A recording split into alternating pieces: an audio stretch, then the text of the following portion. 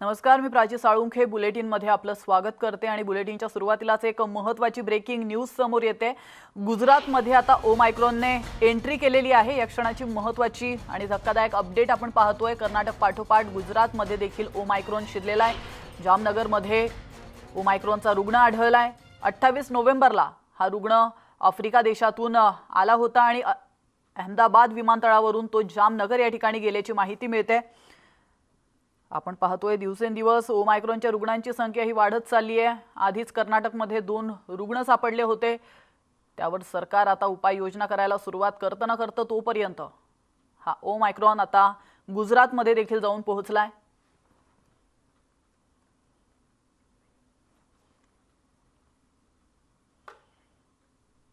तर आपण पाहिलं 2 दिवसांपूर्वी कर्नाटकमध्ये ओमायक्रॉनचे 2 रुग्ण सापडले होते। त्यानंतर देशाची चिंता अधिकच वाढली होती। केंद्र सरकारने देशासाठी अलर्ट जारी केला होता। त्यानंतर आता गुजरातमधील जामनगरमध्ये ओमायक्रॉनचा रुग्ण सापडलाय।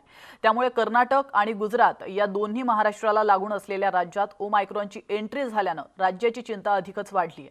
त्यामुळे राज्य सरकारने अधिक सतर्क होण्याची गरज आता निर्माण झाली आहे।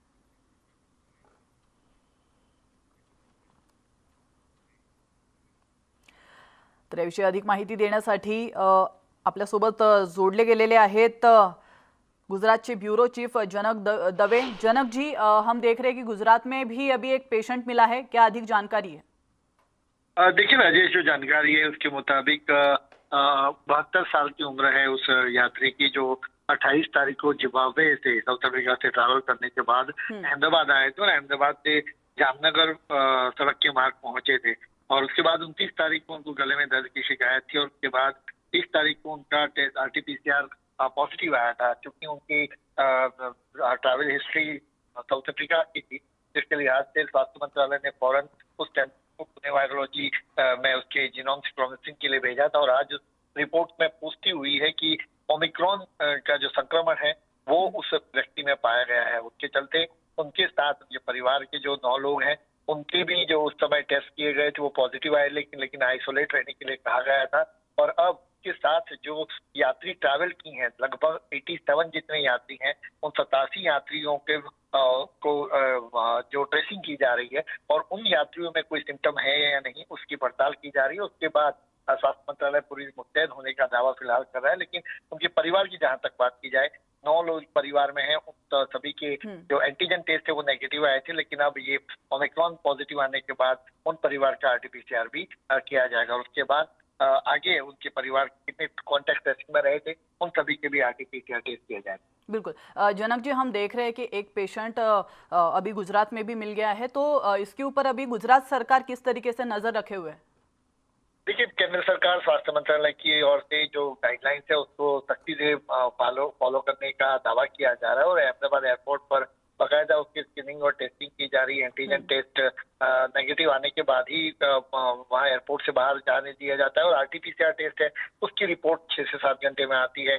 तब तक उनको क्वारंटीन रखा जाता है और उसके बाद अगर कोई संदिग्ध पाया जाता है तो उनको मैंडेटरी जो सरकार ने होटल्स कुछ आइडेंटिफाई किए वहां पर उनको आइसोलेट किया जाता है। और तब तक उसकी जीनोम सीक्वेंसेस नहीं आती तब तक उनको आइसोलेट रखा जाता है। तो फिलहाल कॉन्टेक्ट ट्रेसिंग की बात है और कोई संदिग्ध पाया, चूंकि आज ही एक केस जो दुबई से आया, जिनकी ट्रैवल हिस्ट्री दुबई की रही है, उस व्यक्ति का पॉजिटिव टेस्ट आया है, तो उनको भी आइसोलेट किया गया। उनके साथ आगे की 3 सीट और पीछे की 3 सीट जो फ्लाइट में जिन्होंने ट्रैवल किया उनको भी ट्रेस करके उनके भी टेस्ट किए जा रहे हैं। तो स्वास्थ्य मंत्रालय की ओर से पूरा दावा किया जा रहा है कि मुस्तैद है और ओमिक्रॉन की जो संदिग्ध पाए जाते हैं उनके जीनोम सीक्वेंसिंग के लिए टेस्ट भेजे जा रहे हैं। बिल्कुल, धन्यवाद जनक जी जानकारी के लिए। तर आपण पाहतोय 2 दिवसांपूर्वीच कर्नाटकमध्ये ओमायक्रॉनचे 2 रुग्ण सापडले होते आणि त्यानंतर आता देशाची चिंता अधिकच वाढली आहे। कारण केंद्र सरकारने देशासाठी अलर्ट जारी केला होता। त्यानंतर आता गुजरातमध्ये देखील जामनगरमध्ये ओमायक्रॉनचा रुग्ण सापडलेला आहे। गुजरातमध्ये देखील एका रुग्णाने ओमायक्रॉनच्या रुग्णाने शिरकाव केलेला आहे आणि त्यामुळे आता कर्नाटक आणि गुजरात या दोन्ही महाराष्ट्राला लागून असलेल्या राज्यात ओमायक्रॉनची एंट्री झाल्याने राज्याची चिंता अधिकच वाढली आहे। त्यामुळे राज्य सरकारने अधिक सतर्क होण्याची गरज आता वर्तवली जाते।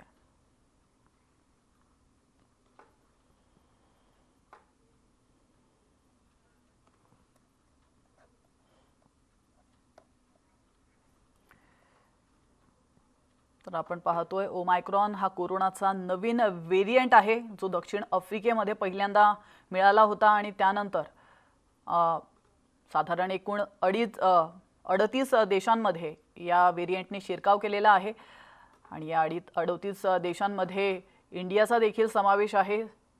भारतात सर्वप्रथम कर्नाटकमध्ये हा व्हेरियंट आढळल्याचं आपण पाहिलं आणि त्यानंतर आता कर्नाटक पाठोपाठ गुजरातमध्ये देखील हा व्हेरियंट सापडलाय। गुजरातमध्ये या व्हेरियंटचा एक रुग्ण सापडलेला आहे आणि त्यानंतर देशाची चिंता तर वाढलेलीच आहे, मात्र महाराष्ट्राची देखील चिंता वाढलेली आहे कारण गुजरातमधील जामनगरमध्ये ओमायक्रॉनचा हा रुग्ण सापडलाय।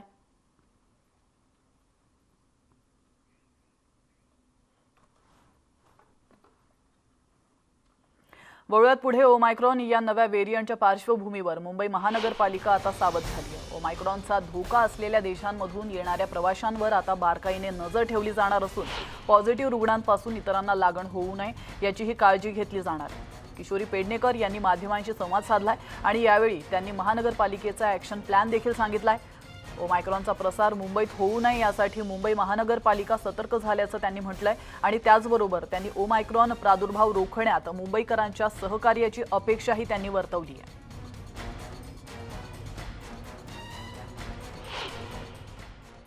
पुण्यामध्ये आपल्याकडे अनेक वॅक्सिन आता आहेत। आपल्या आरोग्य मंत्री महोदय राजेश टोपेंनी पत्र लिहिलंय की हा जो पिरियड आहे तो जरा कमी होईल, तर आम्हाला आता तुमच्याकडं वॅक्सिन नको आहे, आमच्याकडे आहेत तेच वॅक्सिन पूर्ण करू दे, आधी पहिला ते होऊ दे, 2 डोस 100% पूर्ण झाले, मग जे काही केंद्र राज्य टास्क फोर्स जे कोणी एक्सपर्ट यांच्याकडनं जे येईल माहिती किंवा नियम आणि बूस्टर डोस आला तर घ्यावा लागेल। जे रिपोर्ट सॅम्पल आलेले आपल्याकडे आधी त्या आलेल्या सॅम्पलला 24 तास लागतात कारण त्याच्यावरती पुन्हा चेक केलं जातं, त्यानंतर त्याच्यावर पुन्हा प्रक्रिया केली जाते, त्याला 24 आवर्स आहे आणि एकदा ते जिनोम सिक्वेन्सीच्या मशीनमध्ये गेल्यानंतर 72 हे तास आहे। म्हणजे ज्या दिवशी आले बरं, 1 आला 2 आला 3 आला असं नाही होत, कारण एकाच वेळेला आता 288 आपण रिपोर्टला टाकलेले, ज्याचा आपल्याला डाऊट होता 2 ते ऑलरेडी आपण पुण्याला पाठवले आणि तो जरा रिपोर्ट अजून आलेला नाही आहे। आत्ताच मला कस्तुरबाच्या डीनचा फोन होता की काही तासात रिपोर्ट येण्याची शक्यता आहे आणि तो आम्हाला ते पहिलं कळवतीलच, त्यामुळे रिपोर्ट आल्याशिवाय म्हणूनच या सगळ्यांना विलगीकरण करून जे आले त्यांना कॅच करून एका ह्याच्यात ठेवणं हे जास्त बरोबर आहे। आणि आता वळणार आहोत इतरही काही महत्त्वाच्या बातम्यांकडे। बातमी आहे एसटी संपासंबंधीची। एसटी संपाचा खरा फटका बसतोय तो गावाकडच्या गोरगरीब प्रवाशांना, त्यातही हाफ तिकिटाची सवलत मिळणाऱ्या ज्येष्ठ नागरिक प्रवाशांना हा फटका जास्त बसतोय। लालपरी आज सुरू होईल, उद्या सुरू होईल या आशेवर शेवगाव तालुक्यातलं एक वयोवृद्ध जोडपं पुण्यातल्या आपल्या लेकीकडे तब्बल 1.5 महिना अडकून पडलंय, पण तरीही एसटी संप काही मिटलाच नाही, म्हणून मग हे भेंडा गावचं जोडपं आज अखेर दुप्पट तिकीट काढून गावाला निघालेलं आहे। त्यांच्या या व्यथा जाणून घेतल्या आहेत आमचे पुण्याचे प्रतिनिधी चंद्रकांत फुंदे यांनी, आपण पाहूया।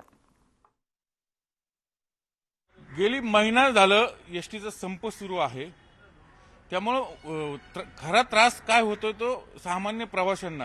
कर्मचारी आपल्या विलीनीकरणाच्या मागणीवर ठाम आहेत, गेली महिना झाले ते संपावर आहेत, कामावर येत नाहीत, त्यामुळे लालपरी बंद आहे। फक्त खासगी बस गाड्या ज्या आहेत, म्हणजे शिवशाही असेल शिवशाही, ह्या 2 गाड्या सुरू आहेत आणि सरकार म्हणते की विलीनीकरण तो कोर्टाचा निर्णय आहे, जोपर्यंत समिती अहवाल देत नाही तोपर्यंत आम्ही भूमिका घेणार। थोडक्यात हे दोघंही मागं हटायला तयार नाहीत आपल्या भूमिकांवरनं, पण त्याचा खरा फटका बसतोय हा सामान्य प्रवाशांना। आपल्यासोबत हे नगर जिल्ह्यात नेवासा तालुक्यातलं वयोवृद्ध जोडपं आहे। हे खरं तर सुट्टीसाठी इथं पुण्यात आलते होते आपल्या नातेवाईकांकडे, पण गेली 1.5 महिने हे अडकून पडलेत। बरोबर मावशी, गाव कुठलं तुमचं? भेंडा। एसटी संप ही लाल गाडी बंद असल्यामुळे काय फटका बसला तुम्हाला? आम्हाला 1.5 महिना झाला इथं रखडत होतो आम्ही, 1.5 महिना झाला आम्ही रखडत होतो इथं, पाहुण्या गावी लेकीच्या इथं होतो तर आम्ही भेटायला आलतो तर इथंच थांबलो. ह्या गाड्या बंद आहेत म्हणून आम्ही इथं राखण्यात गेलो. हा आता शेवटी लेख कटळ्या तर मागे जावं लागतं. शेवटी पाहुण्यात किती दिवस राहायचं पाहुण्यात? कशाचं राहतं आता आम्हालाच कस तरी वाटायला लागलं तेव्हा आम्ही निघालो तिथून. हा आता तरी सोय आहे का नाही हे खासगी गाड्या? कशाची सोय आहे आमची? सोयच नाही ना काही, म्हणून तर इथं आलो. काय तुमची काय इच्छा आहे? लाल गाडी सुरू हो की नाही? लाल गाडी सुरू व्हा म्हणून आमची इच्छा आहे. आता आमचे हाफ तिकीट आहे ज्येष्ठ नागरिक म्हणून ते परवडत नाही. रिटायर झालेलं आहे कारण पेन्शन पण कमी आहे. त्याच्यामुळे पुन्हा नाशिक आमच्या कायम चक्र राहतात. पण आता सरकारही ऐकत नाही विलिनीकरणाच्या मागणीवर आणि कर्मचारी ऐकत नाही. त्याचा फटका तुमच्यासारख्या हाफ तिकीटवाल्यांना बसतोय. हो ते परवडत नाही पण येणं आम्हाला गरजेचं आहे. लोकांना त्रास होतो हा गाड्या सुरू नाही येत तेच फक्त. रोज तुम्ही अपडाऊन कुठून कसं करता? काय त्रास सुरू झाला एसटी सुरू? एसटी सुरूच नाही येत तर मग गावावरून यायचं म्हणले ते बाकीचे लोक जास्त हे करतात ना. जास्त तिकीट आहेत. हो जास्त हा लुटतेच म्हणजे लुटत. पहिलं किती तिकीट होतं आता किती द्यावं लागतं तुम्हाला? पहिलं आम्हाला गावाला जायला शेवगावला जायचं म्हणलं तर 250 रुपये तिकीट होतं. आता किती द्यावं? आता ते 700 रुपये तिकीट दिलं त्यांनी. 700? हो म्हणून ह्या सगळ्या सामान्य प्रवाशांची हीच इच्छा आहे, बाबांनो काही करा पण हा संप मिटवा. सरकारने 2 पाऊल पुढे यावं, कर्मचाऱ्यांनी 2 पाऊल पुढे आणि याच्यावर लवकरात लवकर तोडगा घ्यावा. नाहीतर हे जो प्रवासी ज्याला तुम्ही दैवत मानता तोच तुम्हाला विसरून जाईल, कारण त्याच्याही अडचणी आहेत. व्हिडिओ जर्नलिस्ट गणेश कदमसह चंद्रान फुंदे, न्यूज 18 लोकमत, पुणे. एसटी कर्मचाऱ्यांच्या संपावरून विरोधी पक्षनेते देवेंद्र फडणवीस यांनी राज्य सरकारवर टीका केली आहे. एसटी कर्मचाऱ्यांच्या आंदोलनाविषयी राज्य सरकारची भूमिका ही लोकशाही विरोधी आहे असं फडणवीस म्हणालेत. मेस्मा लावण्याआधी सरकारने चर्चेतून मार्ग काढावा असं देवेंद्र फडणवीस यांनी सांगितलंय. सरकार मार्ग काढण्याचा प्रयत्न करत नाही आणि सरकारने 4 पावलं पुढे येण्याची गरज नाही असंही फडणवीस म्हणालेत. तर कर्मचाऱ्यांच्या आरोग्याविषयी सरकार संवेदनशील नाही असं देखील ते म्हणालेले आहेत आणि अशी टीका देवेंद्र फडणवीस यांनी केली. विरोधी पक्ष म्हणून आम्ही भरपूर सहकार्य सरकारला केलं तरी देखील सरकारने जे 2 पावलं पुढे यायला पाहिजे ते सरकार येत नाहीये. काल तर मला माहिती मिळाली की एक उपोषणकर्ता कर्मचारी जो आहे त्यांचा देखील दुर्दैवाने मृत्यू झालेला आहे. मला असं वाटतं की सरकारच्या संवेदना हरवलेल्या आहेत. असंवेदनशीलतेचा कळस आहे. अजूनही वेळ गेलेली नाही. मेस्मा लावायच्या ऐवजी सरकारने चर्चेतनं मार्ग काढावा. इथे घेतो एक छोटासा ब्रेक, लगेचच परत येतो. तुम्ही पाहत राहा न्यूज 18 लोकमत.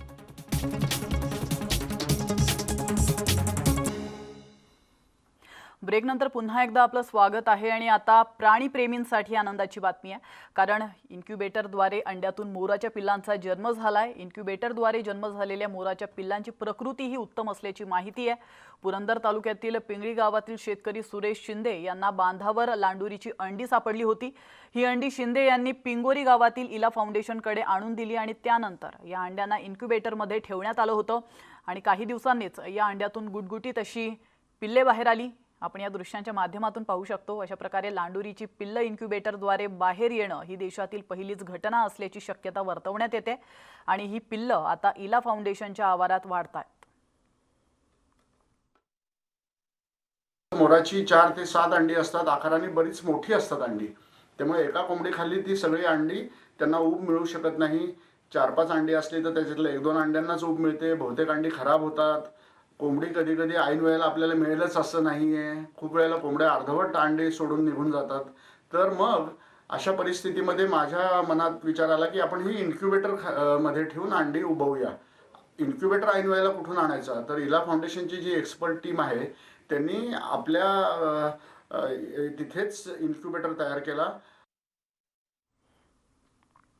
आणि आता एक महत्त्वाचं आवाहन, ते म्हणजे शासनाने आखून दिलेल्या सर्व नियमांचं काटेकोरपणे पालन करा. घरातून बाहेर पडू नका. अत्यावश्यक काम असेल तरच घरातून बाहेर पडा आणि घरातून बाहेर पडत असताना सॅनिटायझर आणि मास्क लावायला विसरू नका. स्वतःची काळजी घ्या. नमस्कार.